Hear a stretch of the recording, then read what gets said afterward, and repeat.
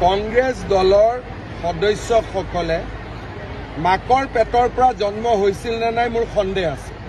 তেওঁলোকে কিবা মেচিনৰ পৰাই জন্ম হৈছিল নেকি? কাৰণ আমি যদি মহিলাক আঁচনি দিওঁ তেওঁলোকে সমালোচনা কৰে। কোনোবাই নিজৰ মাকক আঁচনি দিলে সমালোচনা কৰিব নেকি? কাৰণ আমিতো সকলোৱে মাকৰ পেটৰ পৰা জন্ম লৈছোঁ। গতিকে কংগ্ৰেছ দল নিশ্চয় এই আমাৰ সাধাৰণভাৱে জন্ম হোৱা পাৰ্টি নহয়, কিবা বেলেগ ধৰণে জন্ম হোৱা হ'ব। কংগ্ৰেছ দলৰ সদস্যসকলে মাকৰ পেটৰ পৰা জন্ম হৈছিল নে নাই মোৰ সন্দেহ আছে। তেওঁলোকে কিবা মেচিনৰ পৰাই জন্ম হৈছিল নেকি? কাৰণ আমি যদি মহিলাক আঁচনি দিওঁ তেওঁলোকে সমালোচনা কৰে।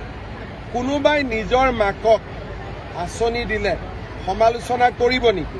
কাৰণ আমিতো সকলোৱে মাকৰ পেটৰ পৰা জন্ম লৈছোঁ। গতিকে কংগ্ৰেছ দল নিশ্চয় এই আমাৰ সাধাৰণভাৱে জন্ম হোৱা পাৰ্টি নহয়, কিবা বেলেগ ধৰণে জন্ম হোৱা হ'ব।